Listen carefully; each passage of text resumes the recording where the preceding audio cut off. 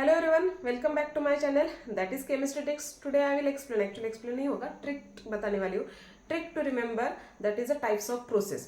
First of all, what is mean by process? Process का मतलब क्या होता है? Simple transformation of a reaction. Okay, इसका मतलब क्या है? वाटर को अगर आप बॉईल कर रहे हो, after 10 minutes what happen? The volume of that water will be decreases as well as the temperature of that water should be increases now.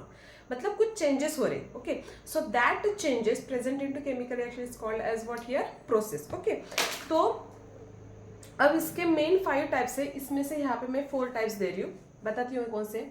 First one that is isothermal process, another isobaric process, another isochoric process, last one जो होती है it's called as what? Adiabatic process now. ठीक है, so the first one process which one is that is isothermal process. What is mean by iso? Iso का मतलब होता है same.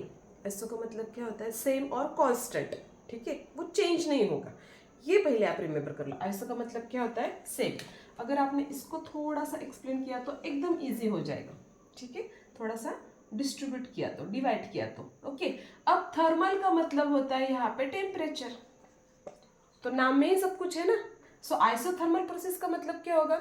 During transformation of a system there is a no exchange of temperature. That means temperature remains constant. Isothermal means what? Temperature remains constant. Okay, now next one isobaric process. इसके लिए आपको याद में रखना है बीपी, ब्लड प्रेशर. एकदम easy है. Isobaric, iso का मतलब क्या है? Same, constant. बी का मतलब क्या होता है? सी है, मतलब नहीं, बीपी. इसके लिए आपको वर्ड क्या यूज करना है? बीपी रिमेंबर करना है. सो पी का मतलब क्या होता है? प्रेशर. बी का मतलब होता है baric. So obviously delta P remains constant. So what is meant by isobaric process? During transformation of a system, there is a constant what here? Pressure. Pressure remains constant now. Now third one isocoric process. So isocoric के लिए आप use करोगे biodata.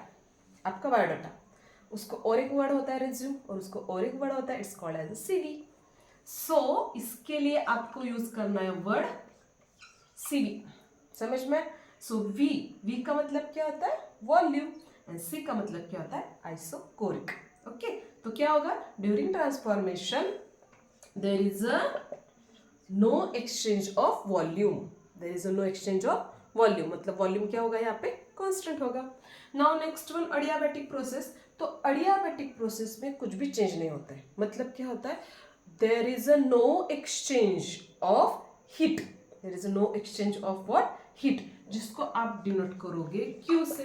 Q remains zero. Adiabatic के लिए word को कौन सा use करोगे? Q. Q remains what here? Zero. समझ में आया this one part? Okay, thank you.